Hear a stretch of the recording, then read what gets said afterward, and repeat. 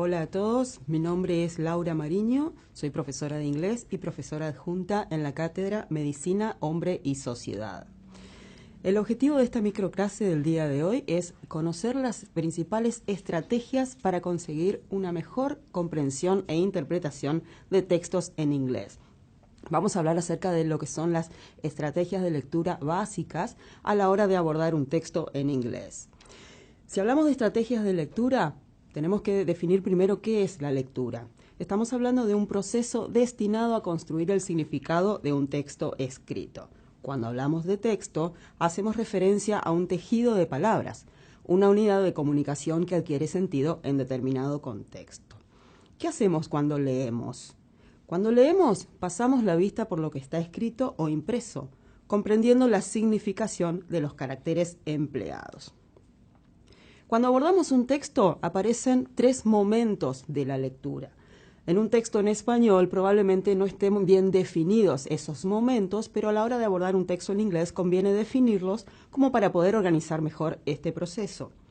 Estos momentos son la prelectura, la lectura y la postlectura.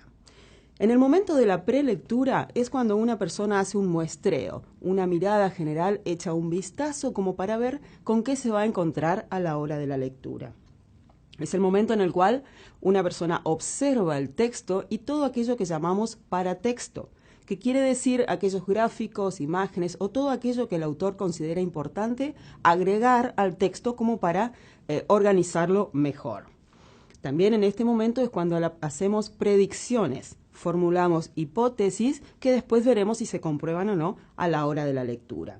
Y también podemos hacer anticipación, relacionándolo con los conocimientos previos para organizar mejor el momento de la lectura. Luego viene el momento de la lectura, precisamente, donde jerarquizamos la información, jerarquizamos lo que estamos leyendo, y ahí es donde extraemos las ideas principales y eventualmente después aparecen las ideas secundarias, con una segunda lectura tal vez. También aparecen las inferencias, interpretamos la información que no está explícita, leemos lo que no está escrito, lo que comúnmente se llama la información entre líneas. Por último, tenemos el momento de la postlectura, que es donde controlamos el proceso de comprensión de lo que hemos leído, analizamos y reflexionamos lo que incorporamos, la nueva información, y evaluamos si corresponde o no aplicar una segunda o tal vez una tercera lectura del texto dado. Cuando vamos a leer, debemos definir cuáles son los propósitos de la lectura. No es lo mismo leer un mensaje de texto que leer un texto científico.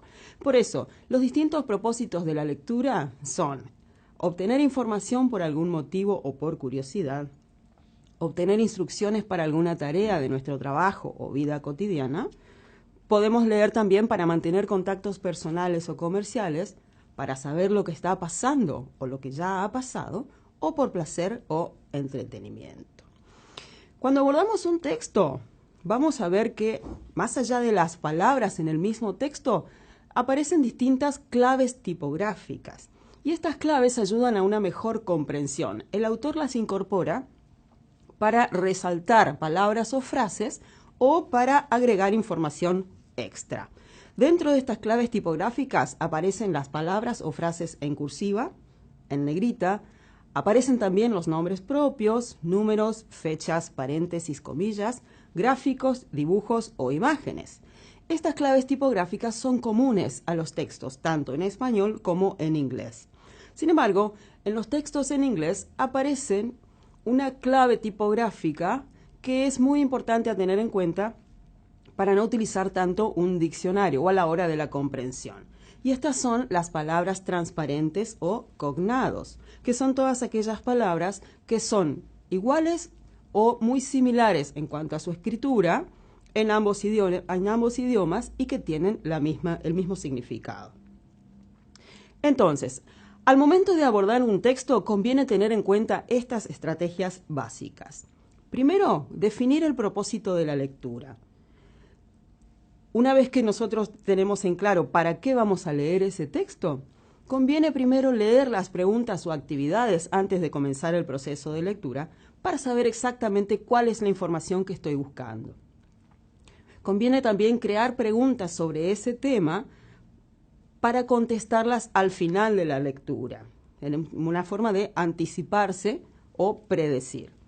Luego examinar el texto en su conjunto para determinar si hay claves que ayuden a la comprensión del texto.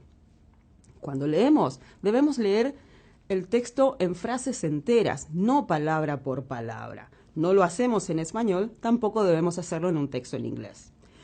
Cuando aparece una palabra que no conocemos, que no sabemos el significado, debemos saltearla e intentar deducir el significado a través del contexto. Si esto no se logra, ahí recién recurrir al diccionario o al traductor, pero no utilizar el diccionario cada vez que aparezca una palabra desconocida, ya que impide la fluidez al momento de la lectura. También debemos hacer pausas al finalizar cada párrafo para incorporar la nueva información y relacionarla con lo que ya hemos leído. Y por último, una vez que se concluye el proceso de la lectura, debemos relacionar lo que acabamos de leer con los conocimientos previos, para así hacer una concatenación de toda la información que ya conocemos con la nueva que acabamos de incorporar. Aquí les dejo algunos enlaces en los cuales pueden consultar la bibliografía como para ampliar esto que estuvimos hablando recién. Nos vemos en el próximo video.